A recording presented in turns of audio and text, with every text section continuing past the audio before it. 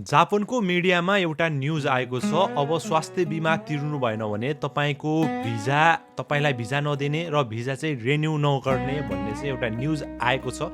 र यो भिडियो यो पोस्टहरू चाहिँ फेसबुकमा देख्दाखेरि चाहिँ धेरै साथीहरूले चाहिँ कमेन्ट गर्नुभएको थियो कि यो झुटो समाचार हो, यो सत्य होइन, यो साँचो होइन भनेर भन्नुभएको छ है त।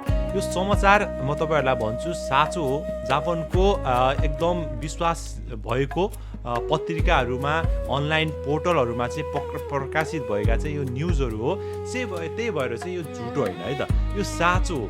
र अर्को कुरा भनेको चाहिँ त्यसो साँचो हो भने चाहिँ किन चाहिँ बिमाको पैसा तिरेको छैन मेरो साथीले, उसको भिजा आइरहेको छ, मेरो अर्को साथीले त झन् ट्याक्स पनि तिरेको छैन भन्नुहुन्छ है त।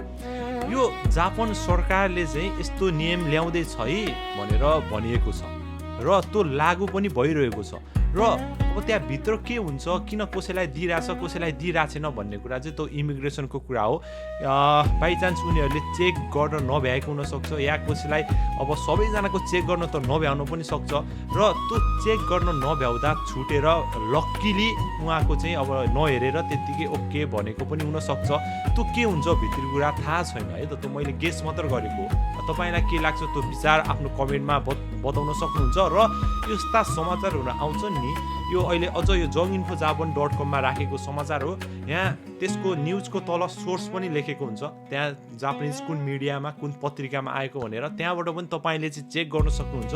र यस्ता समाचारहरू सत्य हो है त। र तपाईँको साथीको भिजा चेक गर्नु भिजा दिनु नदिनु भन्ने कुरा चाहिँ भित्री कुरा के हो थाहा छैन, तर समाचारहरू सत्य हो र कडाई गरिँदैछ भन्ने कुरा पनि सत्य नै हो है त। यस्ता कुरा चाहिँ ध्यानमा दिएर तपाईँले चाहिँ अहिलेदेखि नै बिमाको पैसा ट्याक्सको पैसा चाहिँ तिर्दै जानु होला। पछि फेरि एकैचोटि तिर्दाखेरि गाह्रो, अब एकैचोटि पछि लास्टमा चाहिँ 20 मान 30 मान तिर्नुभन्दा अहिलेदेखि नै 1 मान 5,000 तिर्दै जानुभयो भने धेरै सजिलो हुन्छ।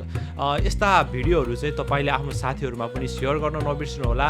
र तपाईँ चाहिँ जापानमा रहँदा चाहिँ जापानको बारेमा थाहा पाउनको लागि यहाँ जोङइन्फो जापान भन्ने फेसबुक पेज पनि छ, त्यहाँ जानुभयो भने जापानको A to Z विद्यार्थीदेखि लिएर जापानमा कामदार भिजामा हुनुहुन्छ, SSW भिजामा हुनुहुन्छ, सबैलाई चाहिने जापानिज न्युजहरू नेपालीमा चाहिँ राखिएको हुन्छ। तपाईँले चाहिँ त्यहाँबाट चाहिँ जापानको बारेमा थाहा पाउन सक्नुहुन्छ। आफ्नो कर्मथलो भएपछि कर्मथलोको बारेमा पनि केही थाहा पाउनुभयो भने तपाईँलाई नै फाइदा हुन्छ है त। यो भिडियो सबैमा सेयर गर्नुहोस् र मलाई फलो गर्नु भएको छैन अहिले नै फलो गरेर राख्नु।